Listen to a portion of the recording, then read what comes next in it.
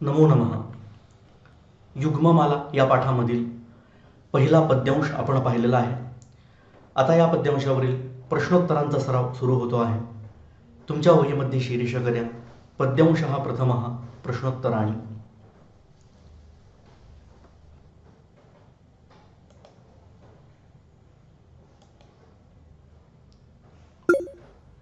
नेहमीप्रमाणे आधी समजून घ्या. लिहिण्याची वेळ जेव्हा मी देईन तेव्हा व्हिडिओ पॉज करून तुम्ही लिहायचे. पहिला प्रश्न बघा. पूर्ण वाक्येन उत्तरम लिखत. पूर्ण वाक्यात उत्तर लिहा. त्यातील पहिला प्रश्न, कनक परीक्षा कथम भवती. सोन्याची परीक्षा कशी होते. या संदर्भात आपल्याला सांगितलं यथा चतुर्भिः कनकम परीक्षते. 4 गोष्टींनी होते. कोणत्या 4 गोष्टींनी? एक लांब लचक शब्द दिला, निघर्षण छेदन तापताडणीहि. हा तो शब्द आहे. या 4 गोष्टींनी परीक्षा होते असं सांगितलेलं आहे आपल्याला. मग कथमच्या जागेवरती आपण हा लांबलचक शब्द लिहू शकतो. कनक परीक्षा निघर्षणच्छेदन तापताडणैः भवति. 1-2 शब्द अजून वाढवता येईल. या ज्या 4 गोष्टी आपण कथमच्या जागेवरती सांगतोय, निघर्षणच्छेदन तापताडणैः, त्याच्या पुढं या 4 गोष्टींनी या अर्थाचे शब्द इति चतुर्भिः. चतुर्भिः हा तर शब्द इथं आलेलाच आहे. इति हा शब्द अन्वय पाहताना आपण कंसामध्ये घेतला होता. इति चतुर्भिः म्हणजे कथमच्या जागेवर आता काय काय येणार? निघर्षणच्छेदन तापताडणैः इति चतुर्भिः असे 3 शब्द कथमच्या जागेवर घेऊ. मग उत्तर तयार होईल. कनक परीक्षा निघर्षणच्छेदन तापताडणैः इति चतुर्भिः भवति. प्रश्नचिन्हाच्या जागी चरणरेष येणार आहे. अर्थातच इतका मोठा भाग असला तरी पण लिहिताना काहीच अडचण नाही, कारण बहुतांश भाग तुम्हाला पाहून तर लिहायचा आहे. यातला फक्त इति हा शब्द सोडला तर बाकी सगळं तुम्हाला प्रश्नपत्रिकेत सापडणार आहे. श्लोकामध्ये सापडतायत, प्रश्नामध्ये शब्द सापडतायत. त्यामुळं लिहिताना चुका होणं अपेक्षित नाही. पुरुष परीक्षा कथम भवति. पुरुषाची परीक्षा कशी होते. इथे पण कथम याच्या जागेवरती आपल्याला त्या 4 गोष्टी सांगायच्यात, ज्या 4 गोष्टींनी पुरुषाची परीक्षा होते.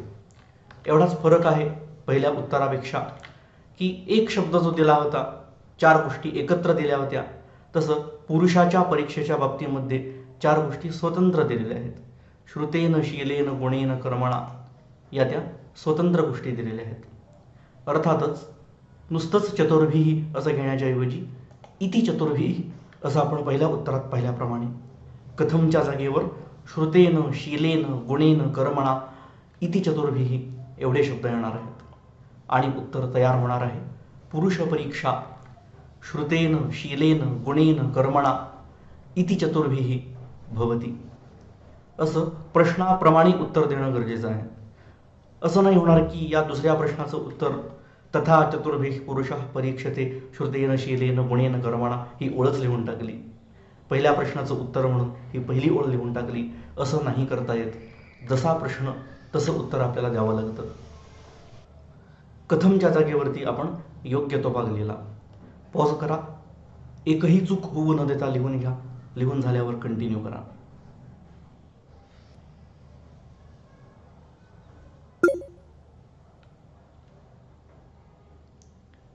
आणखीन काही प्रश्न आहेत. संस्कृत प्रश्नोत्तरे. अल्पधीही कमी बुद्धी असलेला माणूस कुत्र श्लाघ्यः भवति. कुठे श्लाघ्य होतो म्हणजेच प्रशंसनीय होतो. ज्याला फार कमी बुद्धी लागलेली आहे असा माणूस कुठं नेमकं प्रशंसनीय होतो? तर जिथं विद्वान लोक नाही आहेत त्या ठिकाणी तो प्रशंसनीय होतो. दुसऱ्या श्लोकामध्ये सांगितले यत्र विद्वज्जनो नास्ति. जिथं विद्वान माणूस नाही. श्लाघ्यस्तत्राल्पधीरपि तत्र अल्पधीही अपि श्लाघ्यः. तिथं कमी बुद्धी असलेला माणूस सुद्धा प्रशंसनीय होतो. पण आता मी म्हटल्याप्रमाणे पूर्ण ओळ अशीच्या अशी लिहून गुणप्राप्त होणार नाहीत. प्रश्नाच्या रचनेप्रमाणे कुत्र हा जो शब्द आहे याच्या जागेवरती आपण सांगायचं यत्र विद्वज्जनः नास्ति तत्र. यत्रचा जोडीदार येऊ द्या तत्र, जो इथं आलेला आहे. तत्राल्पधीरपीमध्ये यत्र विद्वज्जनः नास्ति तत्र हे आपण कुत्रच्या जागेवरती ठेवू. अल्पधीही हा शब्द आधीच घेऊ आणि कुत्र ऐवजी काय म्हणू, यत्र विद्वज्जनः नास्ति तत्र श्लाघ्या भवति. अर्थात याची रचना थोडी वेगळी तुम्ही फिरवू शकता, यत्र पासून सुरुवात करू शकता. यत्र विद्वज्जनः नास्ति तत्र अल्पधीही श्लाघ्या भवति.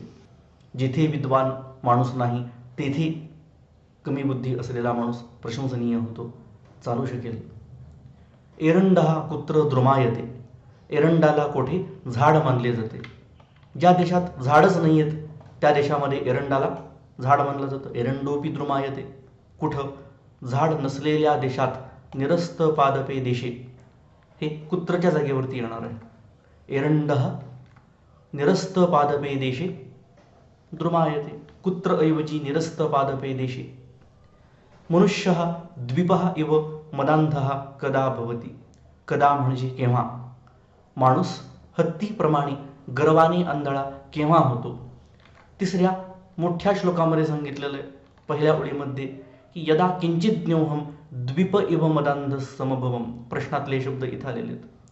जेव्हा मी किंचित ज्ञ होतो, मला थोडं समजत होतं, तेव्हा मी हत्तीप्रमाणे आंधळा झालो, गर्वाने आंधळा झालो. या वाक्यामध्ये अहम हा कर्ता आहे, किंचित ज्ञोहम. पण आपल्या प्रश्नामध्ये मनुष्य हा कर्ता आहे. म्हणून तर इथं भवती क्रियापद आलेलं आहे, कर्त्याप्रमाणे बदललेलं. इथे समभवम हे वेगळं क्रियापद अहम या कर्त्यामुळं आलेलं आहे. आपण समभवम वापरायचा नाही, अहम वापरायचा नाही. प्रश्नातील कर्ते मनुष्य हा भवती हे शब्द आपले वापरले पाहिजेत. फक्त केव्हा होतो तर इथे सांगितलंय अहम हा कर्ता केव्हा हत्तीप्रमाणे आंधळा झाला, जेव्हा तो किंचिज्ञ होता, जेव्हा त्याला थोडंसं समजत होतं, तेव्हा तो गर्वानं आंधळा झाला. म्हणून आपण काय करूया, या कदाच्या जागेवरती जेव्हा तो किंचिज्ञ असतो या अर्थाचे शब्द ठेवूया. बाकी याच्या मागं तर काही बदल नाही. मनुष्य हा द्विपः एव मदांधः असंच येणार. आता याच्या जागेवरती आपण काय लिहिणार आहोत, यदा किंचिज्ञो ऐवजी ओ ऐवजी विसर्ग किंचिज्ञः. जेव्हा तो किंचिज्ञ असतो, यदा तो ऐवजी सहा शब्द वापरा. यदा सहा किंचिज्ञः अस्ति हा शब्द मनाचा. मनुष्य द्विपः इव मदंधः. यदा सहा किंचिज्ञः अस्ति तदा भवति. किंवा उलट करता येईल की आधीच अशी सुरुवात करा की माणूस जेव्हा किंचिज्ञ असतो, माणूससाठी इथला शब्द घ्या मनुष्य. जेव्हा किंचिज्ञ असतो, यदा किंचिज्ञः अस्ति. माणूस जेव्हा किंचिज्ञ असतो, किंचिज्ञ म्हणजे थोडंसं ज्ञान असलेला. मनुष्य यदा किंचिज्ञः अस्ति तदा. तदा शब्द आपल्याला श्लोकामध्ये दिलेला आहेच, तेव्हा या अर्थाचा. तो एक सर्वनाम वापरा सहा. द्विपः एव मदांधः भवति. याप्रमाणे पण रचना तुम्ही करू शकता. आत्ता आपण पाहिल्याप्रमाणे यदा मनुष्यः किंचिज्ञः अस्ति तदा सः द्विपः इव मदांधः भवति. मूर्खः अस्मि, मूर्ख आहे. इति मनुष्येण कुतः अवगतम. हे माणसाने कोणाकडून समजून घेतलं. कुतः म्हणजे कुठून, कोणाकडून. मूर्ख आहे हे त्याला कुठून कळलं. मूर्खोस्मी हे शब्द इथे आलेले आहेत. कोणाकडून, बुधजन सकाशात. अवगतम हा जो शब्द आहे, बुधजन सकाशात अवगतम, त्यातलं अवगतम तर आलेलंच आहे प्रश्नामध्ये. अवगतम रिपीट करायचं नाही, ते घ्यायचे पण प्रश्नातल्या शब्दातून घ्यायचं, इथून घ्यायचं नाही. बुधजन सकाशात अवगतम अवगतम असं करायचं नाही. अवगतम एकदाच. फक्त कुतः ऐवजी बुधजन सकाशात दच्या जागी अर्धात, कारण याची संधी तीच आहे. बुधजन सकाशात तचा पाय मोडलेला अधिक अवगतम. यातील बुधजन सकाशात हा शब्द आपण कुतःच्या जागेवर घेऊ आणि उत्तर तयार करू. मूर्खः अस्मि इति मनुष्येण बुधजन सकाशात अवगतम. जर तुम्हाला असं अवघड वाटलं तर कुतः अवगतम हे एकत्र करून बुधजन सकाशात अवगतम असं घेऊ शकता. मात्र इथंही अनुस्वाराच्या ऐवजी मग हलंत घ्यावं लागेल, कारण ते वाक्याच्या शेवटी येत आहे. पॉज करा, लिहून घ्या.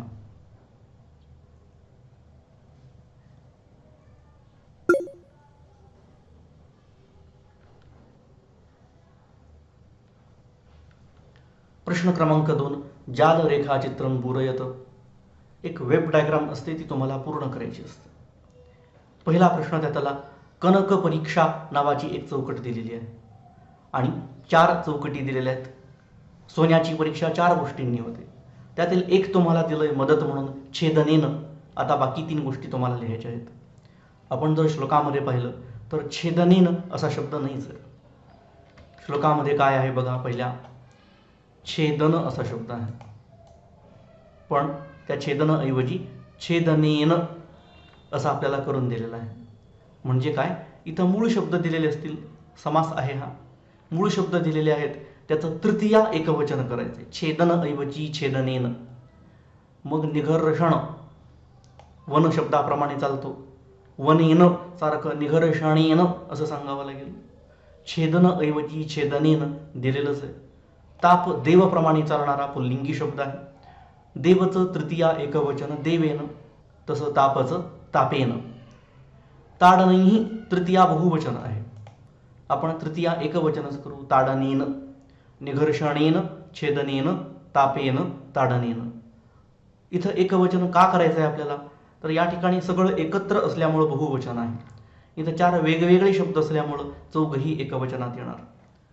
निघर्षणेन, छेदनेन तर दिलेलंच आहे, तापेन, ताडनेन लिहा. आकृती बरोबर अशी आली पाहिजे. चौकटींच्या बाजूला याप्रमाणे जी काही डिझाईन तयार केलेलं आहे हे तुम्हाला असंच तयार करावं लागेल, कारण काही शिक्षक पेपर तपासताना आकृती अशीच्या अशी नाही आली म्हणून अर्धा गुण कमी करू शकतील. नीट डायग्राम तयार करा. पूर्ण लिहून झाल्यानंतरच व्हिडिओ कंटिन्यू करा.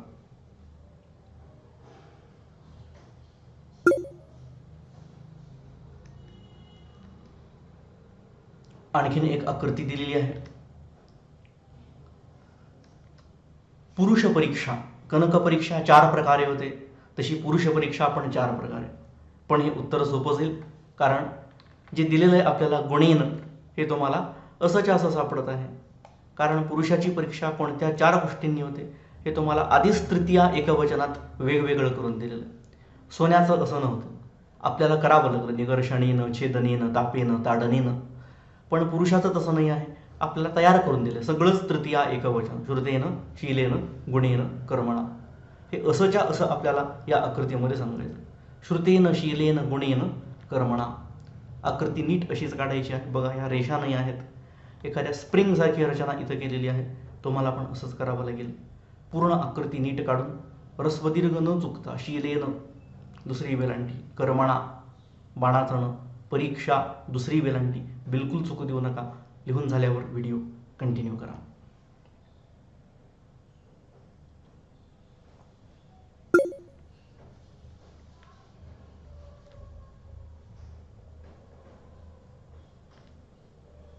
तिसरा प्रश्न, अधोदत्तानाम खाली दिलेल्या, अधोदत्त म्हणजे खाली दिलेले, विशेषाणाम कृते विशेष्यांसाठी, विशेष म्हणजे नामच असतात ज्यांच्याबद्दल काहीतरी विशेषण वापरलेलं असतं. विशेषणाने चित्वा लिखत, विशेषण निवडून लिहा. अल्पधीही नावाचं एक विशेष्य आहे, म्हणजे एक नामच आहे, पण त्याच्याबद्दल काहीतरी माहिती दिली म्हणून त्याला विशेष्य असं म्हटलेलं आहे. कमी बुद्धी असलेला माणूस, याचं विशेषण आपल्याला लिहायचं आहे. विशेषण म्हणजे कसा या प्रश्नाचं उत्तर किंवा किती या प्रश्नाचं उत्तर, ज्याच्याबद्दल काहीतरी विशेष माहिती दिलेली आहे असा शब्द. अल्पधीही याची विशेष माहिती काय आहे, कमी बुद्धी असलेला माणूस कसा असतो. अल्पधीही या ठिकाणी आलं, तत्राल्पधीरपी. बघा इथं कसाचं उत्तर काय आहे. कमी बुद्धी असलेला माणूस कसा असतो, जेथे असतो नाही, तो विद्वान असतो नाही, तो नास्ती असतो नाही, तो श्लाघ्य असतो म्हणजेच प्रशंसनीय असतो, हे मात्र एकदम बरोबर आहे. अल्पधी कसा असतो तर तो श्लाघ्य असतो, प्रशंसनीय असतो. अर्ध्यास ऐवजी विसर्ग श्लाघ्य हेच अल्पधीहीचं विशेषण आहे. अल्पधीही म्हणजे कमी बुद्धी असलेला माणूस कसा असतो, श्लाघ्य प्रशंसनीय असतो. कसाचं उत्तर असल्यामुळं हे विशेषण आहे. देशी, देशात, कशा देशात हा देशे शब्द इथं आहे, तर झाड नसलेल्या देशात कशाचं उत्तर हे आहे. या विशेष्य आणि विशेषण यांचं लिंग विभक्ती वचन सारखं असतं, यावरून पण कळतं. अल्पधीही वेगळा शब्द आहे, दीर्घ ई कारांत पुल्लिंगी, त्याचं प्रथमा एकवचन आहे. श्लाघ्य हे अकारांतातल्या पुल्लिंगाचं देवहा सारखं प्रथमा एकवचन आहे. देशे सप्तमी एकवचन, निरस्त पादपे सप्तमी एकवचन. द्विपहा पुल्लिंगी प्रथमा एकवचन आहे. तो कसा आहे याचं उत्तर पण पुल्लिंगी प्रथमा एकवचनच येणार आहे. द्विप हत्ती कसा आहे, यदा आहे का नाही. हत्ती किंचितज्ञ आहे का, थोडं ज्ञान असलेला नाही आहे, तो लेखक आहे. हत्ती अहम आहे का, नाही आहे. हत्ती इव म्हणजे प्रमाणे आहे का, नाही. हत्ती गर्वाने आंधळा आहे का, हो. जर लेखक म्हणतोय की मी हत्तीप्रमाणे गर्वाने आंधळा झालो, तर हत्ती पण गर्वाने आंधळा झाला ना, म्हणून तर इव शब्द वापरलाय. हत्ती जसा गर्वाने आंधळा होतो, मदोन्मत्त होतो, तेव्हा तो इकडं तिकडं पळायला लागतो, लोकांना चिरडून टाकायला लागतो. जेव्हा तो मदोन्मत्त होतो, गर्वाने माजतो तो, तेव्हा तो सैरावैरा पळायला लागतो. मग त्याच्यावर जो माहूत बसलेला असतो तो एक अंकुश त्याच्या मस्तकात टोचवतो आणि मग तो हत्ती शांत होतो.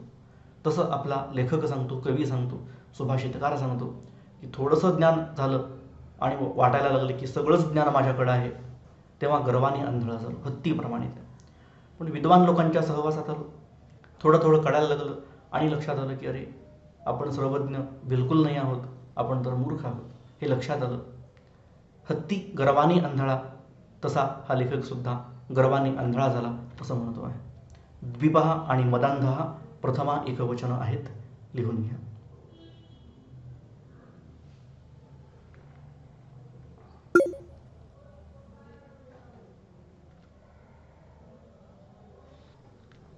चौथा उत्तरपदम लिखत, संधीचा प्रश्न आहे, उत्तरपद विचारलेला आहे. नास्ती पूर्वपद दिलंय न, हे उत्तरपद सांगायचं म्हणजे शेवटचा शब्द सांगायचा. नास्तीमधलं न निघून गेलं. पूर्ण अक्षराला जेव्हा काना जोडलेला असतो तेव्हा अ किंवा आ दोन्ही असू शकतं. इथं अस्ति हे पण बरोबर आणि आस्ती हे पण बरोबर, परंतु आपल्याला माहिती आहे की अस्ति हेच रूप बरोबर आहे. असं नावाचा धातू त्याला ती जोडून अस्ति होतं. संधीच्या नियमाप्रमाणे आस्ती होऊ शकतं, पण आस्ती व्याकरणात बसत नाही, त्याला काही अर्थ नाही. अर्थ नसलेला शब्द संधीमध्ये वेगळा काढायचा नाही. तत्राल्पधीही, तत्र दिलेलं, तत्रामधलं तत्र काढून टाकलं. त्र हे पूर्ण अक्षर आहे, तरी पण त्याला काना जोडलेला आहे. अगदी वरचाच नियम, अ किंवा आ.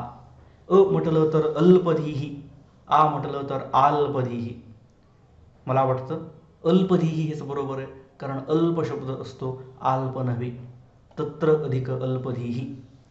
एरंडोपी, एरंडहा विसर्ग, ओ ऐवजी विसर्ग केलेला आहे. आता या अवग्रहाचा अ करायचा आणि अपि हा पुढचा शब्द म्हणजे उत्तरपद आहे. एरंडोपी, एरंडहा अधिक अपि. अभवदवलिप्तम, यातलं अभवत केलेलं आहे. अभवद हे जे द अक्षर आहे याचा अर्धात केलेला आहे. करतात संधीमध्ये द ऐवजी अर्धात. पूर्ण अक्षर आहे द, त्यातलं अर्ध अक्षर गेलं. कोणामुळे हे अक्षर पूर्ण झालं, अ. अर्ध्या अक्षरात अ मिसळलं म्हणून अक्षर पूर्ण होतं. म्हणून पुढे अ पासून सुरुवात करायची. पुढं काय आहे आता, अवलिप्तम, तेच तर लिहिलेलं आहे. अभवदवलिप्तम, अभवत अधिक अवलिप्तम. किंचित, किंचित पहिला शब्द दिला आहे किंचित, अर्धात आहे ना, किंचित संपला. आता हा जो द आहे याचा अर्धात करायचा आहे. जसं आत्ताच अभवद द ऐवजी अर्धात केलेला आहे, होतं. संधी सोडवताना द ऐवजी त येतं, अर्धा द आहे, अर्धात करा. किंचित अधिक किंचित हेच दोन शब्द आहेत, सारखेच शब्द आहेत, पण संधीमध्ये एक अर्धात आलेला आहे, एक अर्धा द आलेला आहे. पुढे येणाऱ्या अक्षरामुळे असं होतं. अस्मीती, अस्मी पहिली वेलांटी दिली, इथं मात्र दुसरी वेलांटी. दुसरी वेलांटी केव्हा येते, दोन ई एकत्र आले की दुसरी वेलांटी होते. दोन ई कसेही असू द्यात, दोन्ही ह्रस्व दोन्ही दीर्घ, एक ह्रस्व एक दीर्घ, कसंही दोन ई एकत्र आले की दीर्घ ई घ्यायची पद्धत आहे. याला सवर्ण दीर्घ संधी असं म्हटलं जातं. मग इथं अस्मी पहिली वेलांटी दिलेली आहे, एक ई आला. आता इथे पण पुढं ईच येणार आहे. हा ई आणि हा ई या दोघांचा मिळून दीर्घ ई झालेला आहे. ह्रस्व का दीर्घ दोन्ही होऊ शकतं. आपण बघायचं योग्य शब्द कोणता. इति या शब्दामध्ये पहिली ह्रस्व ई असतं, म्हणून ई ह्रस्व घेतलेला आहे. अस्मीति, अस्मि अधिक इति लिहून घ्या.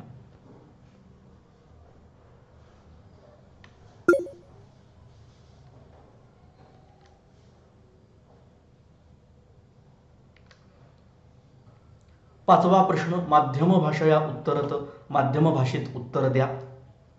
पहिला, यथा चतुर्भिः इति श्लोकस्य स्पष्टीकरणं लिखत.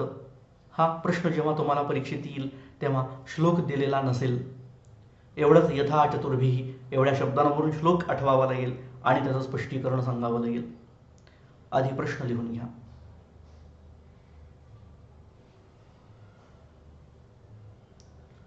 आपण पाहिलं की या श्लोकामध्ये 4 गोष्टी सांगितल्यात. चतुर्भिः शब्दावरून कळतं. सोन्याची परीक्षा 4 प्रकारे, माणसाची परीक्षा 4 प्रकारे. हे लक्षात ठेवून उत्तर द्यावं लागेल. काहीतरी एक प्रस्तावना दिली पाहिजे आपण. या प्रस्तावनेमध्ये जर आपण पुस्तकाचं वाचन नीट केलं तर एक मोलाची मदत होते. या श्लोकापुढे आपल्या पुस्तकामध्ये वृद्ध चाणक्य शतकात असं लिहिलेलं आहे. वृद्ध चाणक्य शतकम नावाचा ग्रंथ आहे. त्याचं पंचमी एकवचन वृद्ध चाणक्य शतकात. कुठून घेतलाय श्लोक ते सांगितलंय. वृद्ध चाणक्य शतकम यातून घेतलेला आहे. पण आपण वृद्ध चाणक्य शतकात असं न लिहिता प्रथमागीची वृद्ध चाणक्य शतकम या ग्रंथातून हा श्लोक घेतलेला आहे. किंवा म्हणता येईल की या श्लोकामध्ये माणसाची परीक्षा कशी करावी हे सांगितलेलं आहे. किंवा म्हणता येईल की सोन्याच्या उदाहरणाने माणसाची परीक्षा कशी करावी हे सांगितलेले आहे. असं वेगवेगळ्या प्रकारे प्रस्तावना लिहिता येते. स्पष्टीकरणामध्ये श्लोकाचा अर्थच खुलवून सांगायचा. लक्षात घ्या, जेव्हा आपण श्लोकाचा माध्यम भाषेत उत्तराचा प्रश्न सोडवतो तेव्हा श्लोकाचा अर्थच खुलवून सांगायचा असतो. सुभाषितकारांना सांगितलंय असे काही शब्द आपण पेरू शकतो त्यामध्ये, किंवा सरळ 4 गोष्टींची यादी देऊ शकतो. सोन्याची परीक्षा 4 प्रकारे केली जाते. क्रमांक 1 घासण्याने, क्रमांक 2 कापण्याने, क्रमांक 3 तापवण्याने आणि क्रमांक 4 बडवण्याने. किंवा सरळ घासणी, कापणी, तापवणी, बडवणी असे 4 शब्द लिहू शकतो क्रमांक टाकून 1, 2, 3, 4. त्याचप्रमाणे माणसाची परीक्षा देखील 4 प्रकारे केली जाते. क्रमांक 1 विद्या, क्रमांक 2 चारित्र्य, क्रमांक 3 गुण आणि क्रमांक 4 कर्म. याप्रमाणे उत्तर देता येऊ शकेल. एक नमुना उत्तर तुमच्या समोर येत आहे. प्रस्तावना बघा कशी आहे. हा श्लोक वृद्ध चाणक्य शतकम या ग्रंथातील आहे. या श्लोकात माणसाची परीक्षा कशी करावी हे सांगितले आहे. ह्रस्व दीर्घ कुठंच चुकलेलं नाही आहे. अगदी बरोबर. म्हणून तर तुम्हाला हा प्रश्न लिहिताना, याचं उत्तर लिहिताना आम्ही काळजीपूर्वक एक अक्षर पाहून लिहा असं म्हणतोय. कारण ह्रस्व दीर्घ मराठीतले वेगळे आहेत काही संस्कृतपेक्षा. त्यामुळेच तुम्हाला जेव्हा मी या पाठांचं भाषांतर देतो आहे तेव्हा ते सुद्धा तुम्ही नीट वहीत लिहून घ्यावं अशी माझी अपेक्षा आहे. त्याचं स्पष्टीकरण बघा कसं केलेलं आहे. सोन्याची परीक्षा 4 प्रकारे केली जाते. 4 गोष्टी सांगितल्या. क्रमांक 4 टाकले. घासणे, कापणे, तापवणे, बडवणे. त्याचप्रमाणे माणसाची परीक्षा 4 प्रकारे केली जाते. परत 1, 2, 3, 4 क्रमांक टाकले. विद्या, चारित्र्य, गुण, कर्म. तापवणी, घासणी हे जे शब्द आहेत बाणाचं यामध्ये येतं. ही गोष्ट लक्षात घ्या, लिहून घ्या.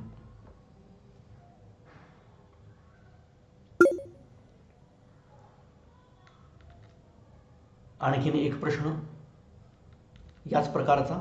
कदा मदहा व्यपगच्छति. मद हा गर्व, व्यपगच्छति निघून जातो. गर्व केव्हा निघून जातो श्लोक आपल्या समोर नसेल. हे मुद्दे लक्षात ठेवायचे. वृद्ध चाणक्य शतकम जसा पहिला श्लोक होता तसा हा जो 3रा श्लोक आहे ज्याच्यावर हा प्रश्न घेतलेला आहे हा नीती शतकम या ग्रंथातला आहे. मग याचा उल्लेख आपण करू शकतो प्रस्तावनेमध्ये की नीती शतकम या ग्रंथातून हा श्लोक घेण्यात आलेला आहे. किंवा तुम्हाला या ग्रंथाचं नाव नाही आठवलं तर वेगळ्या प्रकारे प्रस्तावना करू शकता. माणसाचा अहंकार केव्हा नष्ट होतो हे सुभाषितकाराने एका छान उदाहरणाद्वारे स्पष्ट केले आहे. अशी सुरुवात काहीतरी अपेक्षित आहे. ग्रंथाचं नाव नाही लिहिता आलं तरी पण आपण ती करू शकतो. स्पष्टीकरण म्हणजे काय, मगाशी मी म्हटलं कोणत्याही श्लोकाचं माध्यम भाषेत स्पष्टीकरण म्हणजे अर्थ खुलवून सांगणे. मी जेव्हा किंचितज्ञ होतो, मला जेव्हा थोडं ज्ञान होतं असं म्हणायचंच नाही. जे श्लोकामध्ये आहे तसं माणूस हा शब्द वापरायचा. माणसाला जेव्हा थोडं ज्ञान असतं तेव्हा तो माजलेल्या हत्तीप्रमाणे गर्वाने आंधळा होतो. असं म्हणायचं नाही की मी आंधळा झालो, कारण गर्व केव्हा नष्ट होतो, निघून जातो, ते सांगायचं आपल्याला. मला काय झालं नाही सांगायचं. श्लोकाचा आधार घ्यायचा आहे. अहमच्या ऐवजी मनुष्य हा शब्द घेतला. माणसाकडे जेव्हा थोडंसं ज्ञान असतं तेव्हा तो गर्वाने आंधळा होतो, एखाद्या माजलेल्या हत्तीप्रमाणे. आणि मग त्याला वाटायला लागतं की आपल्याला सगळं काही येतं, आपण सर्वज्ञ आहोत, असं त्याला वाटायला लागतं. पण जेव्हा तो माणूस विद्वान लोकांच्या संपर्कात येतो, त्यांच्याकडून थोडं थोडं शिकतो, तेव्हा त्याच्या लक्षात येतं की आपण सर्वज्ञ नाही आहोत, आपण तर मूर्ख आहोत, याची जाणीव त्याला होते. आणि जसा ताप उतरतो औषध घेतल्यावर, तसं तो माणूस त्या विद्वान लोकांच्या संपर्कात आल्यावर त्याचा गर्व निघून जातो. बघा काय शब्दबद्ध केलेलं आहे. नीती शतकम, न ला दुसरी वेलांटी. हे आठवलं नाही तर ग्रंथाचं नाव नकाच लिहू. या ग्रंथात अहंकार केव्हा नष्ट होतो ते सुंदर प्रकारे सांगितले आहे. जर परीक्षेमध्ये नीती शतकम लक्षात नाही राहिलं तर ग्रंथात ऐवजी श्लोकात म्हणा फक्त. या श्लोकात अहंकार केव्हा नष्ट होतो ते सुंदर प्रकारे सांगितले आहे. हे त्याचं स्पष्टीकरण आहे. जेव्हा माणसाला थोडे ज्ञान असते तेव्हा तो माजलेल्या हत्तीप्रमाणे गर्वाने आंधळा होतो. आपल्याला सर्व काही माहीत आहे असे त्याला वाटू लागते. पण जेव्हा तो विद्वान लोकांच्या संपर्कात येतो तेव्हा त्याला त्यांच्याकडून थोडे थोडे कळू लागते. त्यावेळी त्याला जाणीव होते की आपण सर्वज्ञ नसून मूर्ख आहोत. औषध घेतल्यानंतर ताप निघून जातो तसा त्याचा अहंकार निघून जातो. ह्रस्व दीर्घ महत्त्वाचे आहेत. मराठीमध्ये शब्दाच्या शेवटी वेलांटी उकार दीर्घ असते. वाटू शेवटी आल्यामुळं दुसरा उकार, कडू दुसरा उकार. पण याचा अर्थ असा नाही की आधी आलं तर पहिलाच उकार असतो. नाही, मूर्खमध्ये बघा पहिल्यांदाच आलेला आहे, निघून मध्ये मध्येच आलेला आहे, तरी पण दुसरा उकार आहे. शेवटी आला तर दीर्घ हा एक नियम, याला पण 2 अपवाद आहेत. सध्याच्याला लिहून घ्या.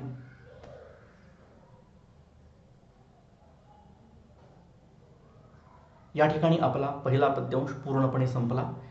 पुढच्या व्हिडिओमध्ये आपण पद्यांश क्रमांक 2चा अभ्यास करूया.